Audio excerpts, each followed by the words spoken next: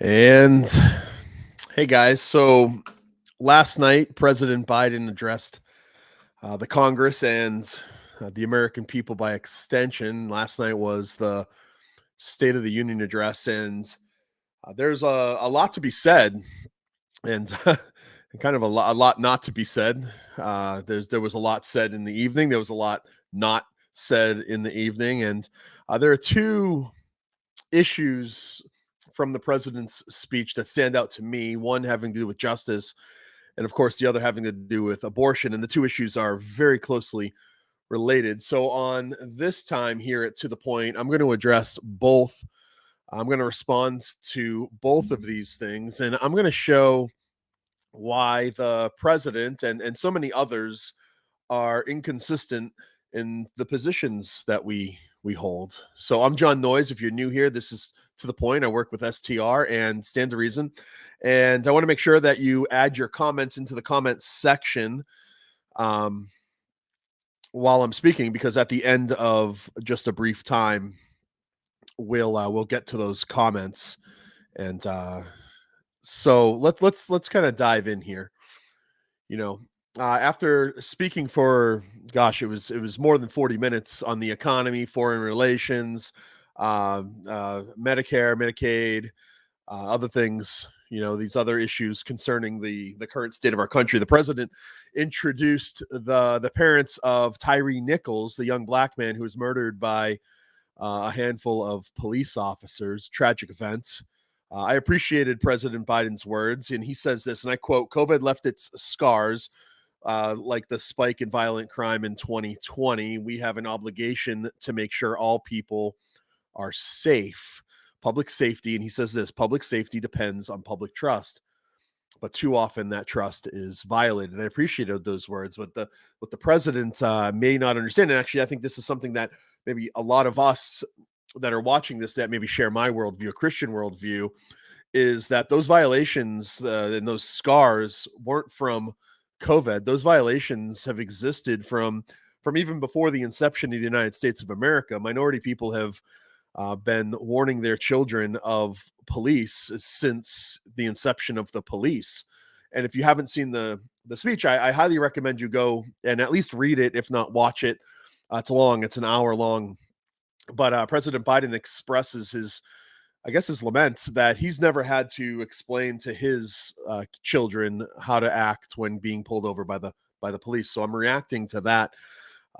In general, these aren't because of COVID. These are this disparity between how certain people are treated by the police have existed since the inception of the police. And with that, I appreciate the president's call for police reform and pointing us to Mrs. Nichols' hope that something good will come from this tragedy that's become all too common. But the only way we can that can happen, that something good can come from this tragedy, is if we start with a proper understanding of what true justice looks like.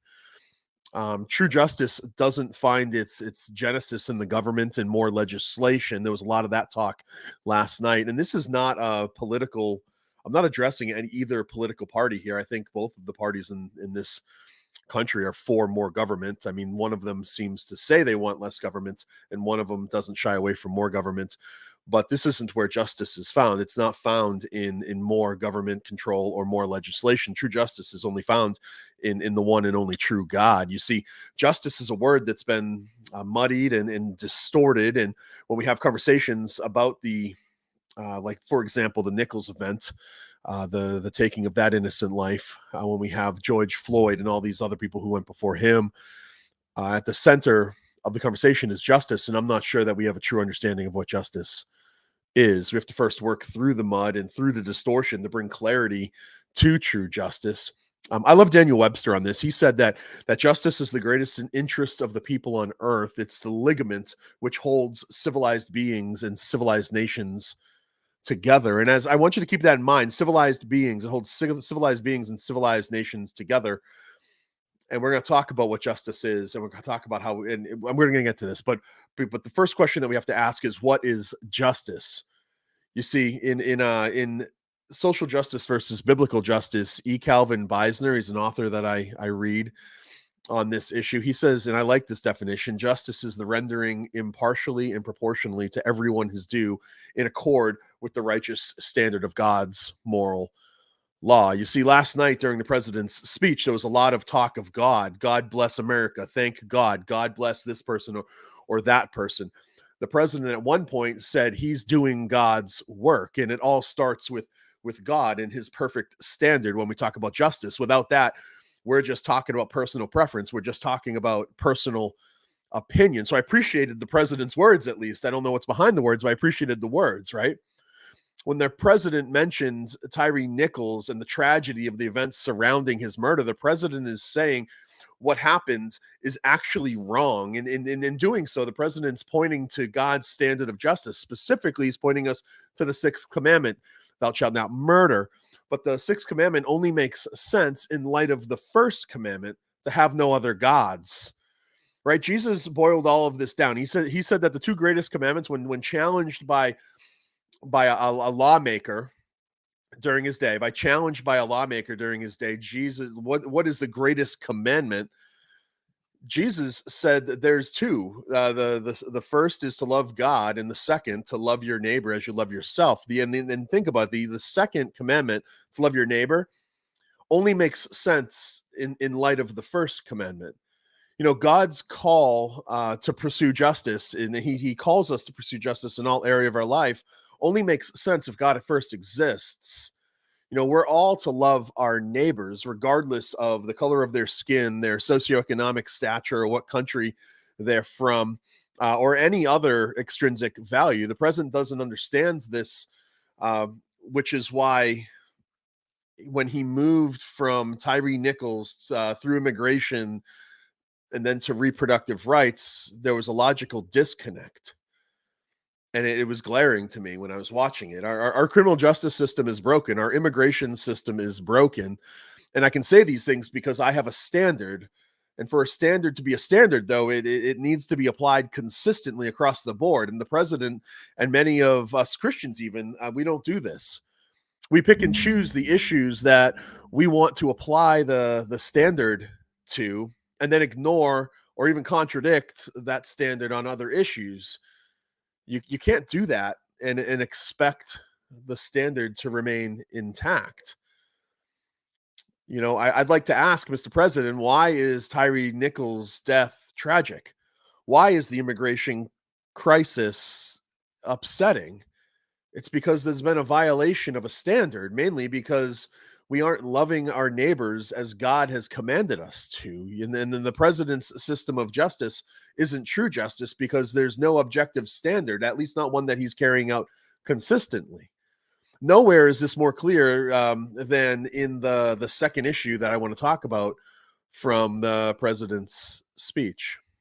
He spoke briefly on reproductive rights, which is just code word for abortion. You know, often I think we lose sight of the main issue in the abortion debate. We get caught in the weeds and in the way people speak and issues that aren't the actual issue. You see, the fundamental question we have to ask, and I'm going to get to, I'm hoping everything comes clear in a couple minutes. The fundamental questions that we have to ask is, what is the unborn? You see, abortion involves the killing and discarding of something that's alive. We all know it's alive because it's growing, and that's the problem that abortion seeks to address, right? Whether it's right or not to take the life of any living being depends entirely upon the question and the answer to it. What kind of being is it? You see, most defenses of abortion, they assume the unborn isn't a human being. If you think about it, that I think you can see that that's true. There's no justification, for example, for the killing of Tyree Nichols because he was an innocent human being. This means that if the unborn is a human being, just like Tyree Nichols, you can't kill that unborn human being for the same reasons you can't kill Tyree Nichols. If the unborn is not a human being, there's no issue in debate. If the unborn is not a human being, no justification for abortion is even necessary. But if the unborn is a human being, then no justification for abortion is adequate, just like there's no justification for the killing of that young man a few weeks ago. That's why we have to first answer the question, what is the unborn? right? As we pursue justice in our culture and in all spheres, we have to understand these questions, ask them, and then answer them. It's established science that the newborn life comes into existence when two living gametes, a sperm and egg, fuse to form a living zygote. The science of embryology tells us the unborn is a living, unique human being. It's living. Notice there's no period of non-life. It's not potential life. It's not. It's not anything except actual life. This is this newly formed zygote meets all the biological criteria for life. It responds to stimuli. It metabolizes nutrients. The unborn's growing, and all that it needs is for her to be left alone as it continues to grow, which is the same exact thing every other human being needs. Not only is it living, but the unborn is unique. It's unique. The unborn is a unique individual, human being, not merely part of the mother's body, as some people would say. The unborn has its own fingerprints, DNA. It has its own circulatory system. It has its own gender, apart from the mother. The unborn can have a different race or ethnicity from her mother. The unborn is a unique individual, not merely part of the mother's body, is what I'm getting at. But what kind of being is it? Well, this is just so clear. It's a human, right? The unborn is a human being. This should be obvious to us. Humans reproduce humans, not donkeys, not dolphins, not dogs. This is a fundamental component to biology, and to deny it is to really deny science. So what is the unborn? It's clear the unborn is a living, unique human being. But there's one more issue to deal with. Are the unborn valuable? Some people agree that the unborn are human beings, but they would say that you should be able to kill them anyway. Usually people they defend this claim by saying not all human beings are persons. Therefore, any human being um, may or may not be as valuable as another, and because certain human beings aren't valuable, you should be able to take their life. And this is a trick, and I don't want us to be fooled by it. And this is where it all kind of comes together: the justice discussion and the abortion discussion. People who draw a distinction between a human and a person want to use extrinsic qualities to measure someone's value, someone's worth.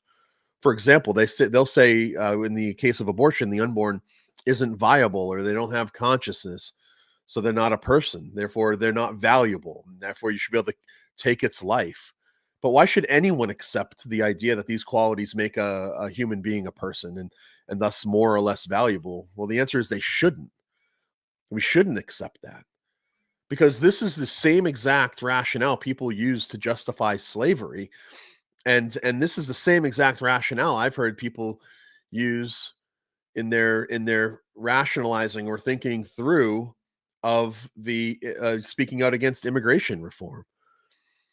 Human beings aren't valuable because of a function they perform, a nation that they're from, the color of their skin, or how conscious they are, or whether they feel pain, or whether they can perform in any manner whatsoever. These things come in degrees.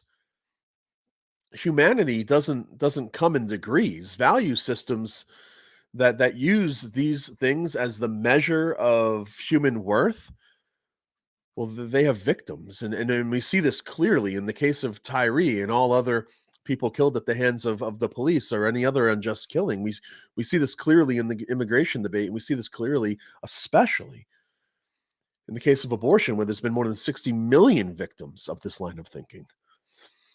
The president, it was interesting. The president closed his speech with these words, and I quote, "Other nations are defined by geography and ethnicity, but we're the only nation based on an idea. And all of us, every one of us, is created equal in the image of God." For me, this was the most significant thing the president said last night. And it's completely true. Even though the president and so many of us apply it inconsistently, the fact of the matter is that what's exceptional about us as human beings is that we're made in the image of God. All people are made in the image of God. And I think that this is a lens that we need to put on when we look through, or look to, rather, all of the issues that we're faced with, whether it be abortion or racism or police brutality or immigration or healthcare or any other of the issues that the president addressed. And I think he was inconsistent in his application of this. His own belief system, I think, crumbles as we put it to the test of consistency. But let me stress that you're valuable because of who you are according to the true story of reality. You're made in the image of God. That image assigns to you and to me intrinsic transcendent value and worth. You're stuck with it. You can't give it away. Even if you tried, you couldn't give it away. And this is why it's always wrong to take the life of an innocent human being, whether that human being is born or preborn. So these are the thoughts that I would like to put in the president's mind. Not that he'd ever watch this video, but I think they're important thoughts to put out there. Consistency matters, and I would challenge you who are watching right now: are you being consistent in your view? Are you applying justice, true biblical justice, to all areas of your life? I think that the Christian is quite good for the most part at applying it to the abortion debate, but I would challenge you: are you applying it to the debates that we're having centered upon, the race issues, justice issues, immigration issues, healthcare issues? I think it's important to wrestle with these things in light of the true story of reality, and apply it. So with that, that's what I've got for you. That was my assessment of the president's speech. It was an hour and I think 4 minutes, which was a long one. So with that, guys, I'd love to just hear some of your comments. Let's go through and see what you got. Isaac, man, thanks for tuning in. Should be interesting. I thought it was interesting. I kind of pulled out. I tried to think very critically when I was watching the speech last night. One of the things that impressed me the most, or I should say had an impression on me, was the amount of standing and sitting that the constituents, man, like Congress is up and down the whole time. They must be exhausted today. But yeah, it was an interesting conversation. I think it's important to be consistent. So I feel like the political climate right now is so toxic that that we as Christians sometimes add to the toxicity of the conversation instead of trying to seek clarity. What we're doing is we're throwing mud and we're getting dirty in the process. And I'd like to break free from that, and I pledge allegiance to Christ and Christ alone. And when we do that, we should be free to speak our minds on all of these issues that are really, really important. There are some really important issues that are being debated right now in our government, and they center along healthcare and the economy and immigration, police and justice reform, and these things I'd like to be able to take an honest and a good look at, according to the true story of reality, and holding them up to the standard that we have. So we do well at the abortion. I wonder how we're doing with the other conversations as well. This transcripts. Thank you, Harmony, for adding these links. Hey, Stever Louie. Is it Louie? Stever, how's it going, man? Thanks for tuning in. I appreciated it. Watching from Australia. All right, Howard. Hey, man, I'm actually going to be, I don't know where you are in Australia. I'm going to be in New Zealand for, like more than 2 weeks coming up. And I actually I'll have a layover in Australia. It'd be cool to catch up and get in touch. I'll have 1 day in where am I? Sydney. So anyways, it's good. Thanks for tuning in.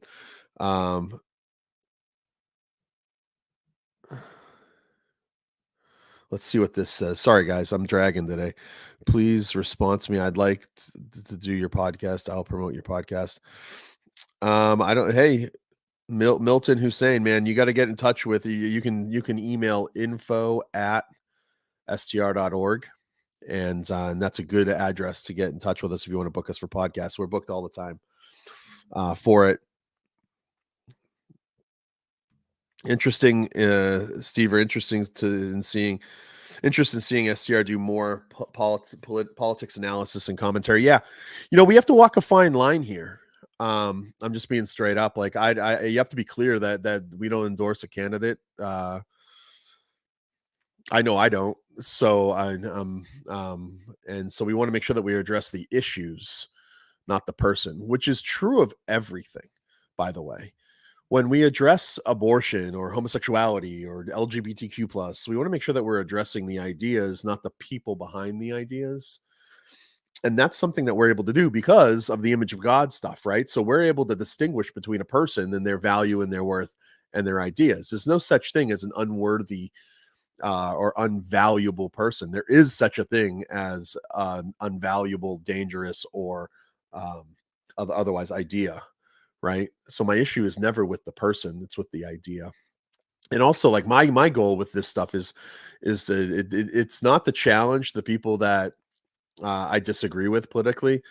My goal is I hope to challenge the people that I agree with politically, because I think we can be doing better. I think we could be doing better in all areas, and it'd be great if we could take off or kind of remove the oh man, it's like the political fog, right? And lead with the light of the gospel and lead with the truth of the Christian worldview, and allow that to kind of guide our formation of policies, our formation of opinions on policies and political heads and stuff like that. And I would like to be able to just have more honest conversations about that. So I say it before. I've said it before, and I say it again. I have real no political home as of right now. I'm waiting to see how things pan out. I love politics, so it's hard for me not to get engaged fully. I did a lot of. I lived in DC for a long time, and I'm actually looking forward to going back there in 2 months. I'll be back there next month. So if you're in the DC area, shout out. I have some free time. I'd love to meet up with some of you if you're in that area. But anyways, so yeah, I think politics is important. So I think we should be commenting on it. But we got to make sure that we're addressing the ideas, not the person. Because people have good ideas across ideological spectrums, and people have bad ideas across ideological and political spectrums. Let's keep that in mind.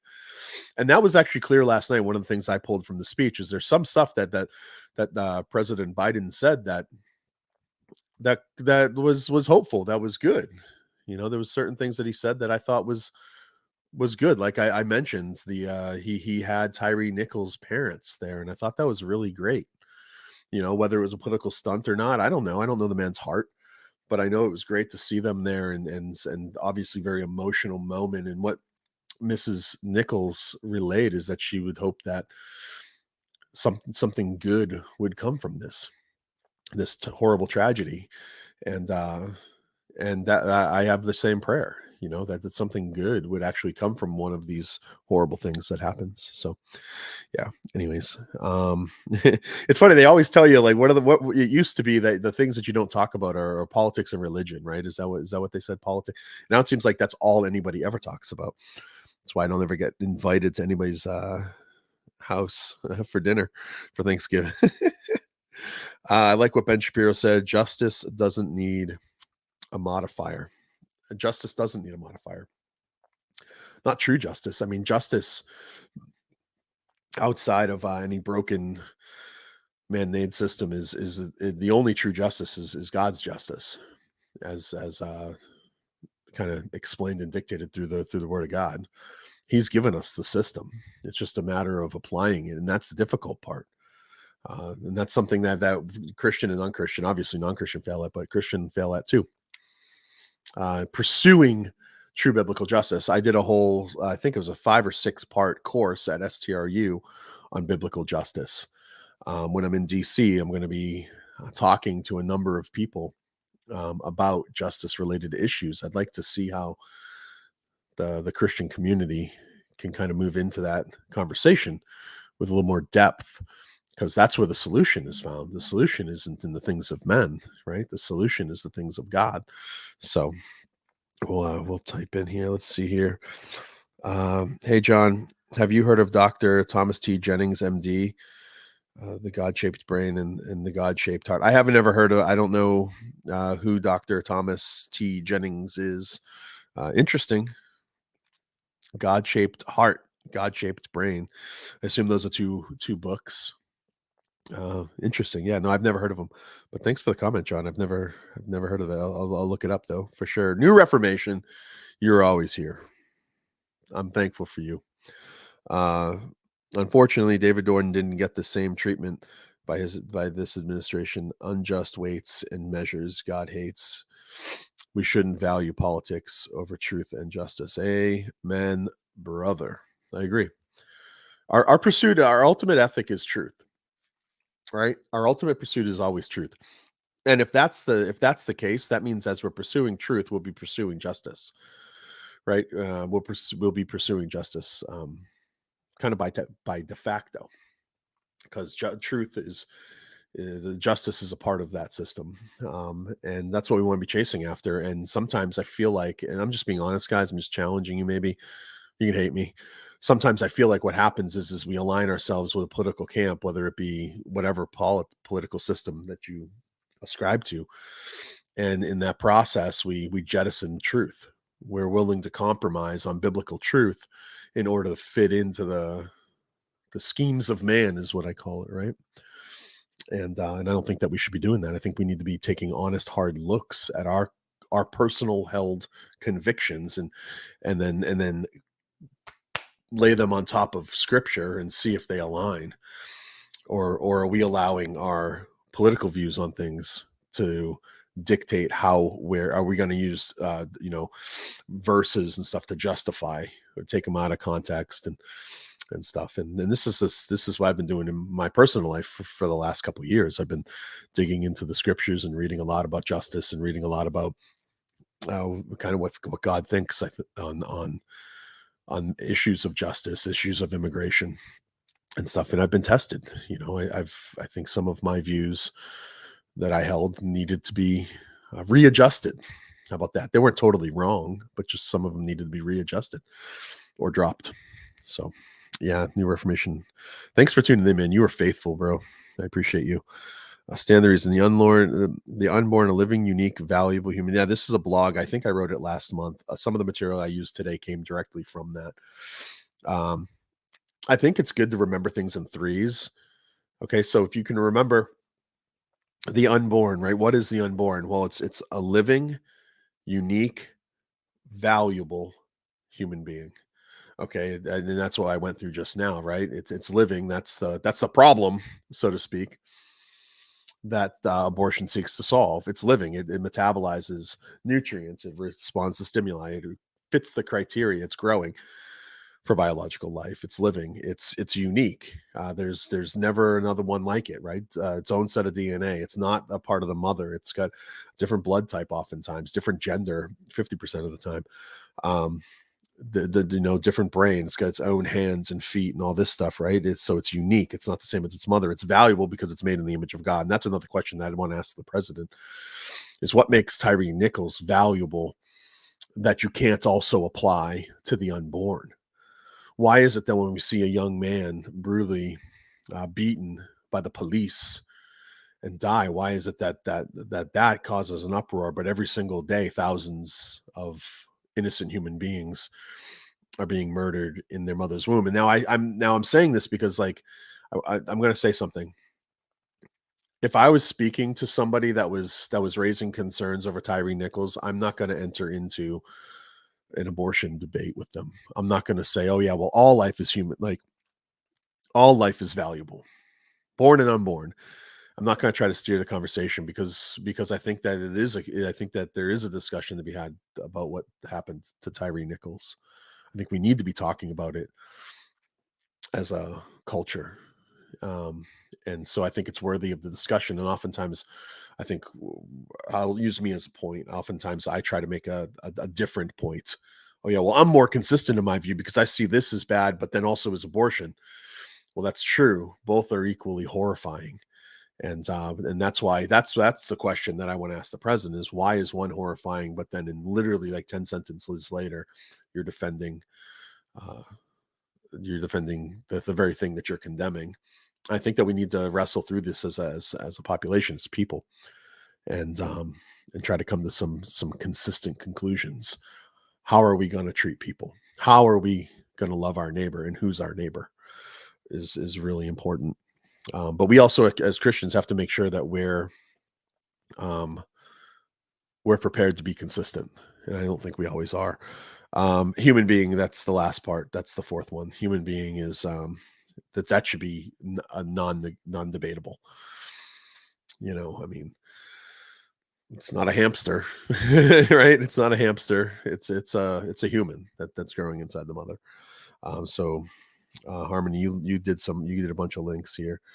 Um, let's see here. New Reformation. Just about every argument for so-called reproductive rights can be applied to other people in which most people would deem as immoral. That's right. The strongest argument is honestly that you can't see the child, but we can see the child now, right?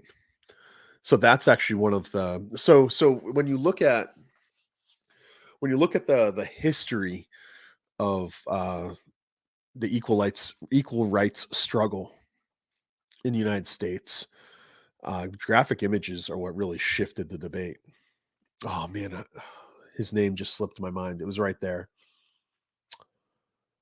Oh, there was a young boy who was taken and brutally beaten. A young black boy, brutally beaten, because he supposedly whistled at a white woman. He was a New York resident, but down, I believe, in Mississippi or down the South. Oh man, what was his name? It's a famous name. But anyways, he was brutally beaten, disfigured, uh, killed, murdered, and the mother, his mother, refused to have a closed casket. She wanted an open casket, and there was a picture that was published in the newspapers of this boy's what they did to this boy.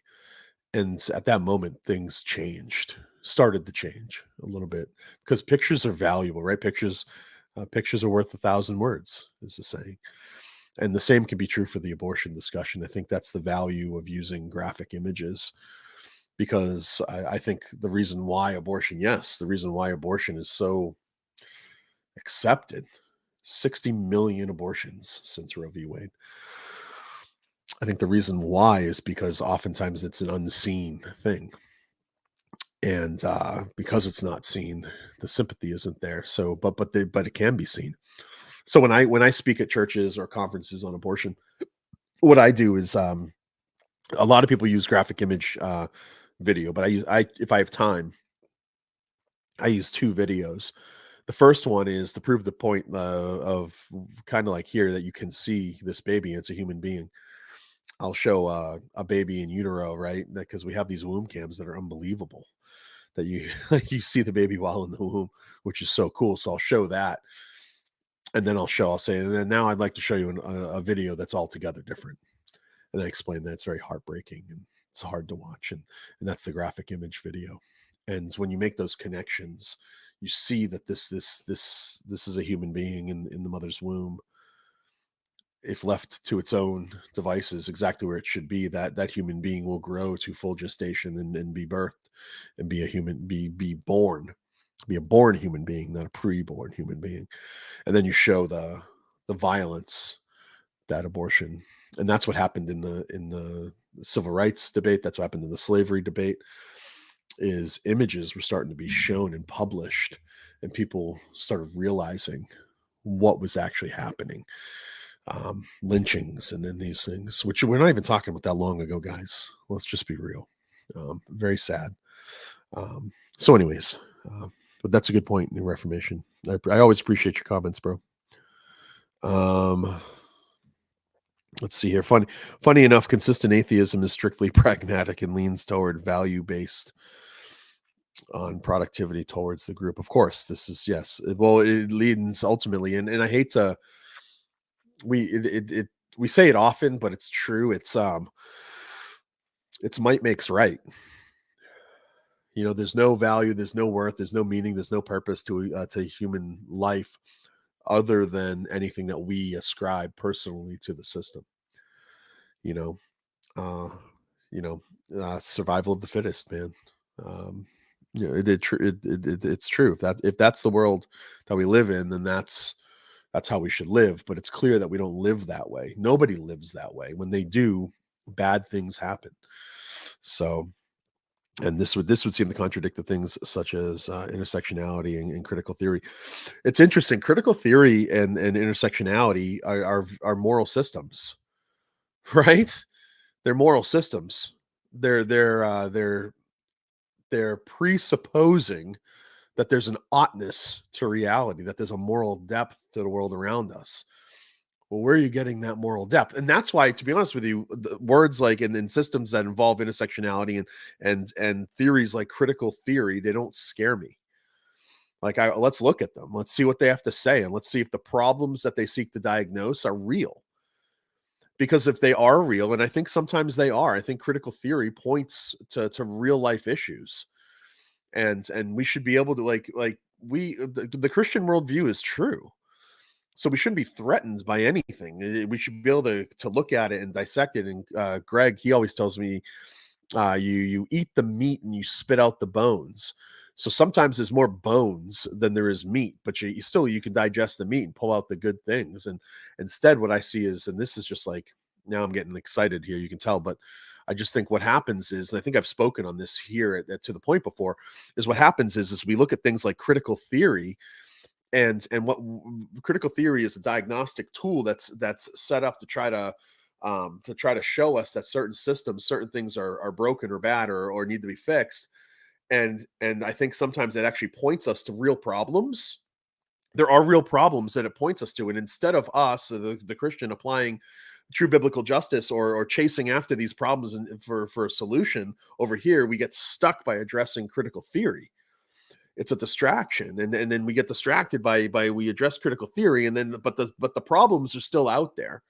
And I think honestly, that's oftentimes why people are so enamored with it. And that's why people got drawn towards critical theory and these things. That's why the public schools, and I mean, there's a lot that goes into this, but that's why the public schools and stuff are kind of adapting this stuff, because they're not hearing any other solution. Well, the critical theory doesn't really offer any solutions, but they're not hearing any solutions come from anybody outside of the critical theory proponents. So, but if the Christian community, if we okay, dismantle, it's good. Dismantle this man-centered ideology, dismantle it.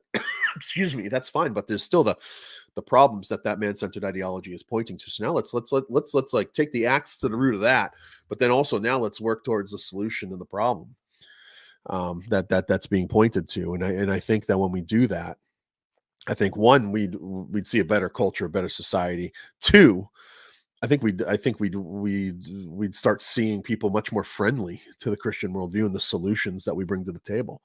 But instead, it seems like right now, for some reason, we're kind of content on and I know this because like sometimes I'll sit in a room with people and I'll bring up, hey, why don't we reimagine? I'll say this exact words.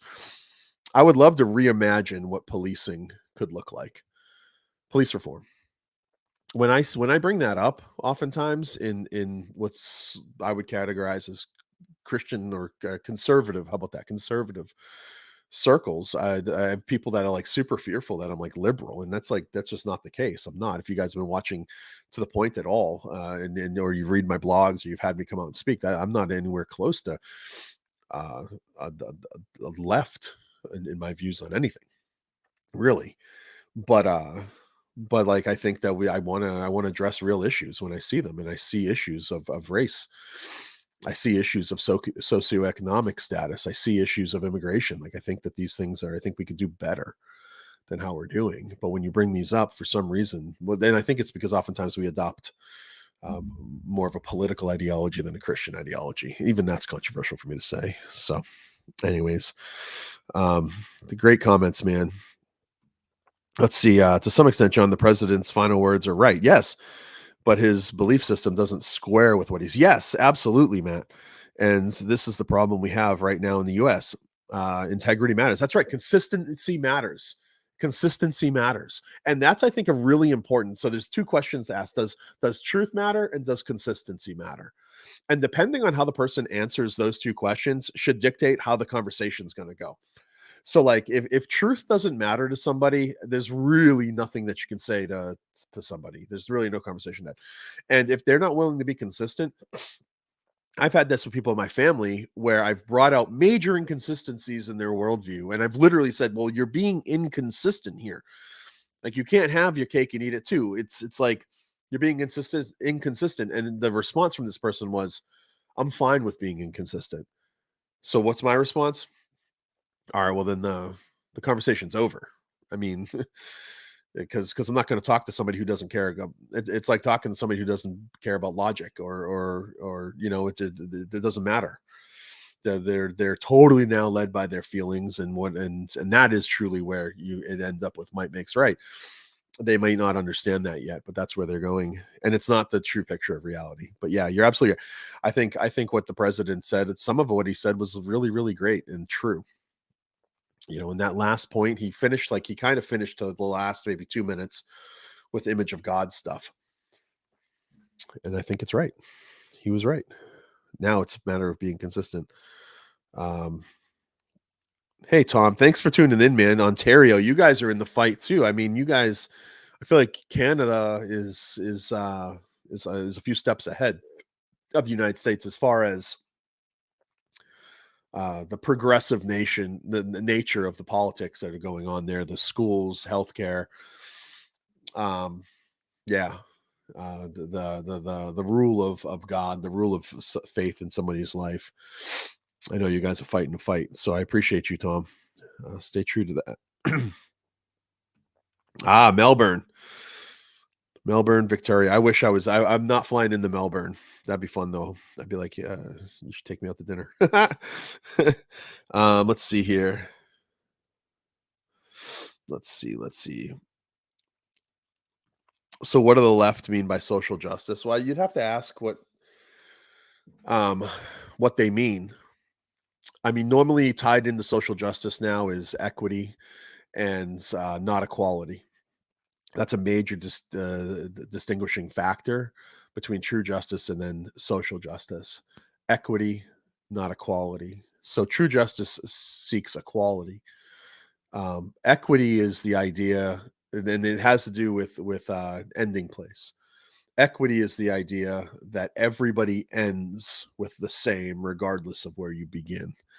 Equality means opportunity is there for everybody. The same opportunity is there for everybody, regardless of circumstances, not the results. So the results are up to the individual. And I think that that's a major distinguishing characteristic between what real justice is and then social justice. Social justice thinks that would say that tied into the equity versus equality discussion would be, for example, the redistribution of wealth. True redistribution of wealth, where these people they should give or be taken from and given directly to somebody else that has not, regardless of merit or what if they've earned it in any way, shape, or form. But it's complicated. I've actually done was it a to the point? If it was probably a year and a half ago on what is true justice. I've written a couple blogs on justice. And then if you guys haven't signed up for our STR University stuff, you really should. STRU is excuse me, sorry. STRU is a free, it's a set of courses. Each course consists of multiple classes. In between each class is a test of sorts, multiple choice tests that you can take and you can score and move on to the next class. I did a 6-part or 5-part one on justice where I talk about one of them. It's called, I think it's the second or third class. I think it's the third or fourth class, and it's called Justice Perverted. And I discuss exactly what social justice is. I call it critical social justice. That's a term. I think I got it from Vodi Bakum. Critical social justice. But again, I think that we get derailed. And this is the point actually I land on in that talk. And when I go speak on justice, like justice is my newest talk that I've made. I've now given it a couple times, and it's one of my favorite talks to give when I'm traveling around. But what I do is I spend a little bit of time discussing social justice because it's important. But then I say, but let's not let this be a distraction like critical theory. Let's not let this be a distraction. Let's move through it. Let's move through this, and now let's talk about the issues. And I think I talk in my talk, I move on to what are the blind spots that we have. Everybody has blind spots, things that we in our life that we don't see, that we're not being consistent in the way that we live. And part of the sanctification process is to have, hopefully you have people, your wife, your children sometimes are great sanctifiers, your church people, you have people around you who are pointing out blind spots, like where you're not being consistent. And so let's move into those blind spots and blow them up, right? Dismantle them, and so we can see more clearly all the way around us, not just in our main our main gaze, but we see in the peripheral as well. And so anyways, that's a good question. I hope I answered it.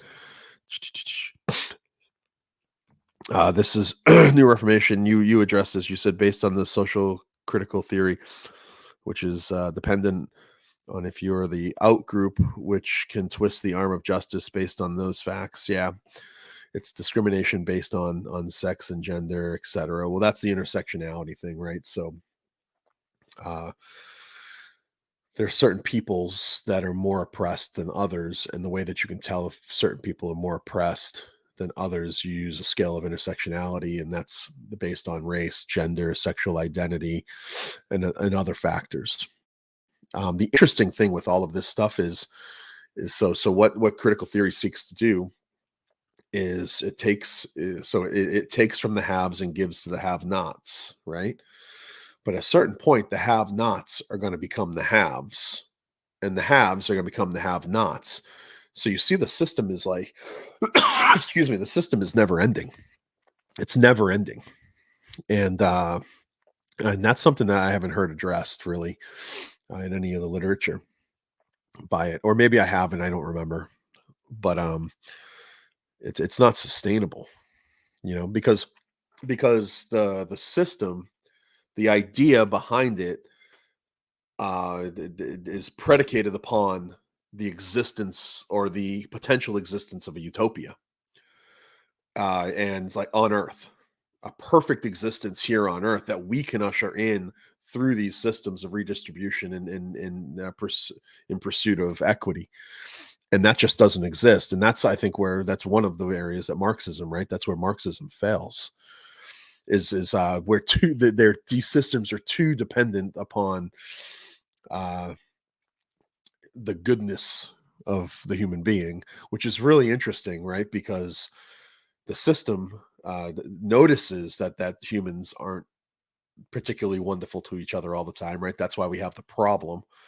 So what is it that's going to change in the human nature, the nature of a person, that's all of a sudden you're going to get to a point of equilibrium, and all of a sudden that human nature is going to stop and be like, oh, we're here, let's stay here, where everybody is equal, everybody has equity, everybody has exactly what everybody else has. It's just not how we're built, right? Why? Well, because we're sinful. We're fallen and broken. So the system doesn't account for human sin, and it doesn't account for the fact that there's no such thing as a perfect world. A utopia, this side of glory, doesn't exist. So, but that's a good answer. Let's see here. Thanks for the explanation. Even the local Salvation Army have it sewn into their uniforms. Just wondering what exactly that means. Yeah. Yeah, it's tough. Emmett Till. Thank you. Oh, and Tom. Okay, so Pam, Tom, Matt, Holly, you guys, gold stars. Thank you so much. Emmett Till Emmett Till was the black boy who was beaten, unrecognizable, and killed because he supposedly whistled at a white woman. And yes, fantastic. Thank you. It was right there when I started talking about it, when I brought him up, and then it just like left my mind. I hate when that happens out in the ether and then it's gone. So yes, Emmett Till is the name of the boy. Thank you for bringing up that. It's important to use their names. Um, Incidentally, last night, I don't know if you guys noticed in the president's speech, I think I caught him, instead of Tyree, he said Tyler for the young boy or the young man who was killed by the police. Anyways, New Reformation, man. Yeah, it's unfortunately, why we see certain people get different treatment in our current culture sometimes. If you ever heard of CRT, it's based on that. Yeah, on that in the legal system. Yeah. So I'm assuming you're talking to equity as opposed to equality. Let's see here. Let's see if I have any questions here. I really appreciate you guys tuning in. It seems like we have a pretty steady kind of live audience, and I love the comments here. Yeah. So equity versus equality. Thank you for the explanation. I'm a clean novice in politics. I'm like checked out of the political game too, just so don't feel bad. I will say on this issue in particular, if you're gonna look into it, uh, read widely. And I've been reading a lot of people I disagree with. Again, you eat the meat, spit out the bones. So you have to be capable of recognizing things that are false, right? But I've gained a lot from reading the CRT proponents. And honestly, when I read some of these CRT proponents, like the um Crenshaws, uh Ibram Kendi X, when I read these guys, oftentimes I got to be honest, sometimes I see them being miscategorized, or misquoted, or like, there we build up these like kind of, it's honestly, we build straw men sometimes. So then when I watch somebody that's speaking from like representing my view, supposedly, that it's not consistent with what the person they're saying, they're critiquing a straw man, which we shouldn't ever do, right? Truth. Our pursuit is truth, and because of that, we can deal with anything, right? We just want to chase truth, and then if a certain system or belief isn't true, we don't want to believe it. So anyways, I would just recommend read widely, read the people that we disagree with. Make sure you're reading the people who actually say stuff instead of people like, secondary sources. Read primary sources. And once you start like kind of digging into it and cutting your teeth on it, you can catch up pretty quickly, uh, on the terminology and how it's expressing itself today. So it's just interesting stuff. Let's see here. Yeah, Howard Vody Bakum. Yes, I must listen to more Vody. Thank you for the recommend. Vody's Fault Lines is one of the first books I think I read on this issue. Came out maybe 3 years ago, 2 years ago. And it's decent. I mean, Vody definitely falls into, the camp of the, traditional Christian community. I've been benefiting from the writings of, there's two books. Well, one has been published, the other's about to come out. Oh man, Eric Mason is a pastor in the Philadelphia area, and he's published a ton of stuff, and he's sometimes controversial, but he published a book called Urban Apologetics, which had a couple chapters in it, which I was impressed by. Some of my friends have published in that book, and I was challenged by some of what they said, and just it just kind of helped me grow. So if Urban Apologetics, they're about to come out the second version of it, and it looks pretty awesome. So I'm looking forward to get my hands on that. So Urban Apologetics, edited by Eric Mason, but it has a number, probably 10 or 12 different uh, contributing authors. So check that out. Oh, Fault Lines. Did you just say it's free on Audible? Sweet. That's how I listen to it. I listen to a lot of books, guys.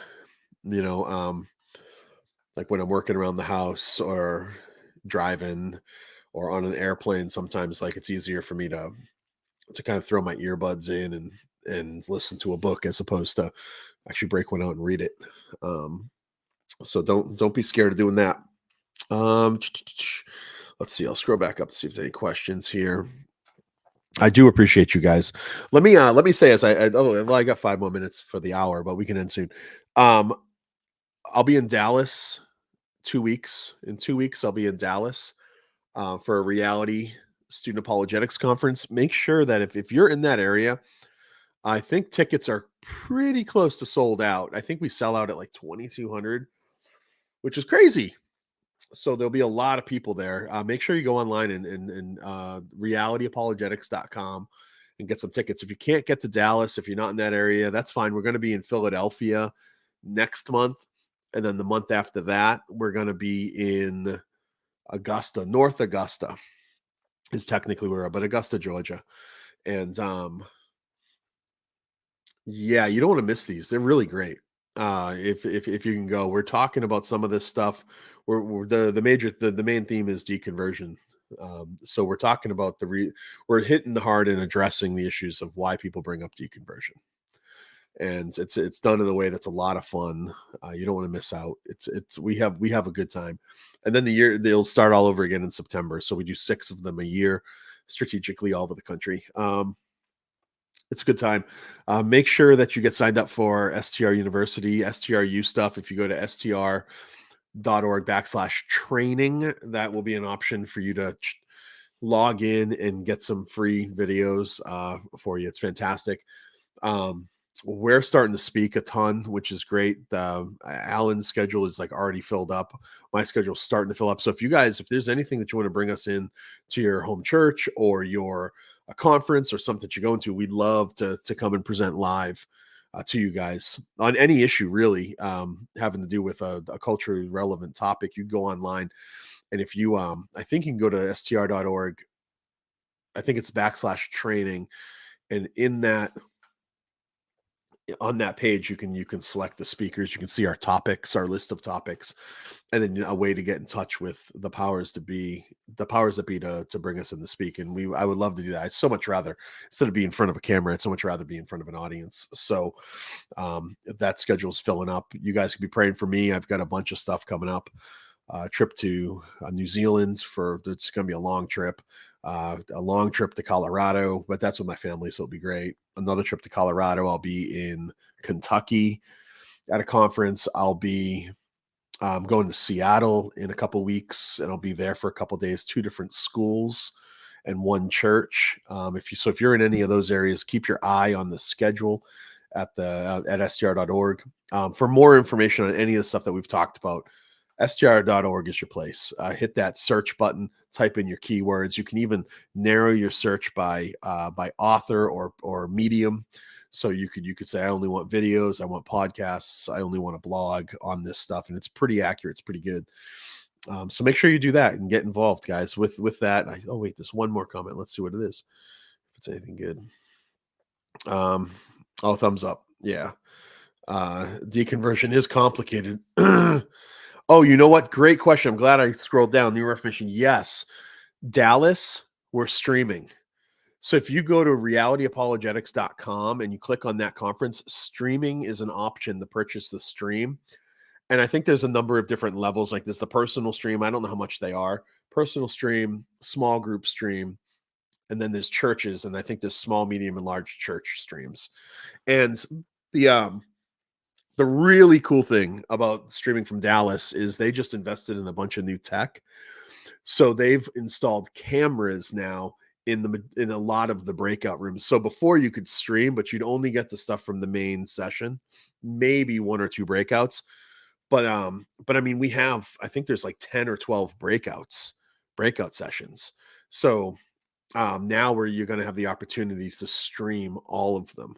I think all of them, or a lot of them at least. So this is going to be a great year to stream new tech. And I think it's fairly affordable.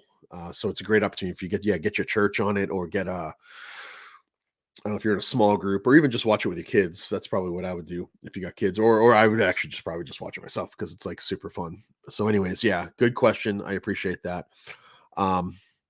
Yeah. So, and with that, guys, I am going to get going. It's been about an hour.